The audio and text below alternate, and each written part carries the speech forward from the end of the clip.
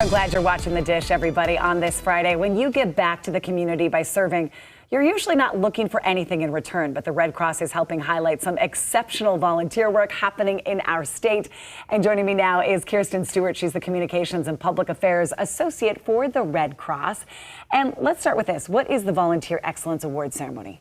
So the Volunteer Excellence Award ceremony, it's where we celebrate literally all 1,100 of our volunteers. But each year they highlight 16 that have kind of gone above and beyond the call of duty. What does that mean? What types of volunteer work are those 16 doing? Everything.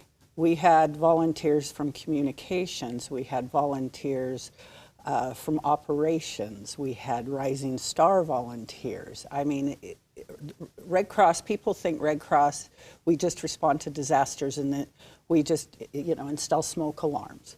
But there's not true? No, there's the day-to-day. There's people that drive those emergency vehicles just to keep them and put them through the test to make sure they're ready to go. They're stocked and everything for any disaster when it comes. Yeah, to be ready for something like that, you have to have volunteers all the time. And the Red Cross is made up primarily of volunteers. Nearly 90% volunteers. 90%. And you are one of them. Yes, I am. Why did you decide to volunteer for the Red Cross? You know, growing up,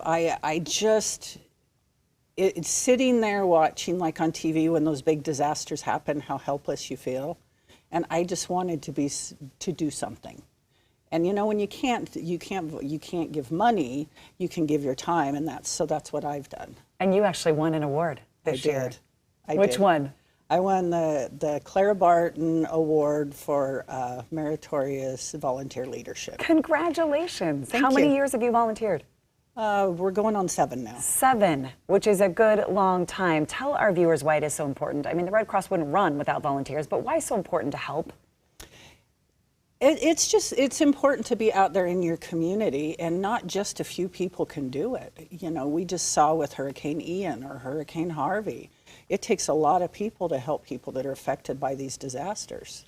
How many hours would you say that volunteers have put in at the Red Cross? This last year, the 1,100 volunteers have put in over 43,000 hours. You got to just think about that for a second. 4,300 hours? 43,000. 1,000 hours. Okay, that's a lot of time spent helping and absolutely needed. If people are watching saying, I can give, I can do that, I can give time, what should they do? They should go to redcross.org/volunteer, and there's a website of all the different positions, descriptions of the jobs, and they can sign up, and one of the offices will call them. And what about the Volunteer Excellence Award ceremony? If you want to know more about those volunteers, what should you do? You can go to any one of our social platforms at Red Cross Utah. Kirsten, you know your stuff. I know that. Thank you for sharing it with our viewers and inspiring us all to do more, and helpabc4.com/dailydish. If you would like to volunteer, we'll put the link right there to the Red Cross and all of that information. Okay. Now